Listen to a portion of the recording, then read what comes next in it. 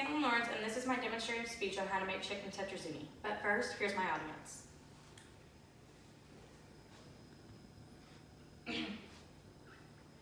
Finding a simple go-to meal that everyone enjoys is a common problem. But with the chicken tetrazzini recipe you're about to get, those days are over.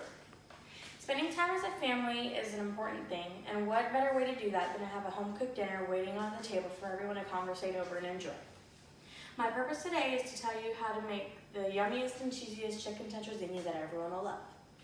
I will demonstrate how to make a chicken tetrazzini meal for the family by explaining the importance of family meals, discussing the ingredients for the meal and also how to make it vegetarian, and finally the way to cook the ingredients to get an amazing result. Family dinners are a dying thing in the society, but with the right meal that all can change. This meal will have everyone rushing to the table to eat, which as we all know will lead to family conversations. So many people are preoccupied with technology and their work that they forget that family time is important. So it is seen so often now that while people are eating, they have their phone glued to their face, and let's be real, how do you expect to have a successful conversation if you're glued into the technology world? Parents can be so busy working that they forget to put the work away for even an hour and cook a dinner for their family and just enjoy time with their kids. Studies have proven that family meals can be beneficial for you as well as your child and their health. As anyone could guess, when you have conversations with your children, you get to know more about their daily lives as well as anything else going on with them that they would want you to know.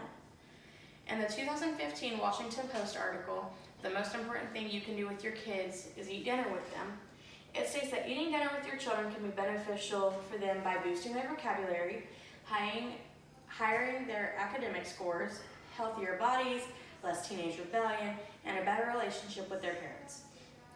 Now that I have included the benefits of a family dinner, let's go to the good part, how to make the chicken tetrazzini. Earlier in October of this year, Kristen of Little Luna Recipes posted on her blog about a chicken tetrazzini recipe that is, as quoted, "the best chicken tetrazzini."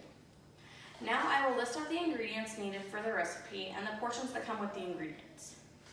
The ingredients needed are as follows: 16 ounces of linguine that's cooked, a half butter that's softened, 4 chicken breasts cooked and diced, 2 cans of cream of chicken soup, 2 cups of sour cream, 1 teaspoon of salt, half a teaspoon of pepper, half a cup of chicken broth, 2 tablespoons of Parmesan cheese grated, and 2 cups of mozzarella cheese shredded. It is crucial that you get all of these ingredients and not to leave out one or the other, or else the meal won't come out as expected. Right here I have just some of the ingredients as the linguine, the Parmesan, the sour cream, the cream of chicken, the chicken broth, and then the others are pretty simple as to what you need. The only change that I would recommend being made to the ingredient list for this to be a vegetarian meal is to just take out the chicken. Now that we have the ingredients covered, let's move on to the preparation and cooking portion of the meal. With all the ingredients in front of you, it becomes more real that you're about to make a home-cooked family meal.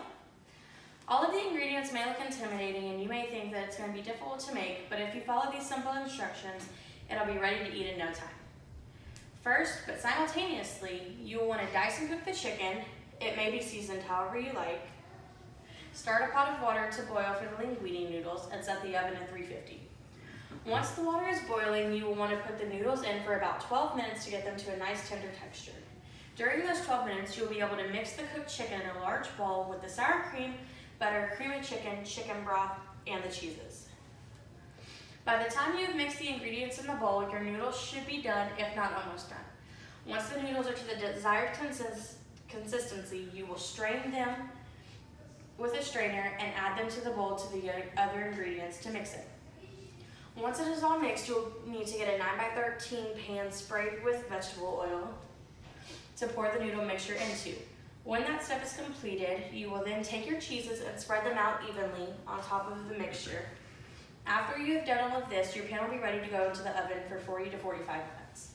After this time has passed, you will take the meal out of the oven and make sure the cheese are melted to your liking. If it isn't, feel free to put it back in the oven for about 5 to 10 minutes until you feel it's just right. And if it is, it's now time to enjoy your amazing home-cooked meal with your family. Family dinners are important to everyone, and with this delicious recipe, you will be able to enjoy an amazing meal as well as have an opportunity for great conversations. I hope that through this speech you have learned the importance of family meals, as well as you will take note on how to recreate this yummy meal. So next time you're having trouble trying to figure out what to make for dinner, think back on this speech and enjoy a night with family just cooking, eating, and conversing. Thank you, and here's my final audience.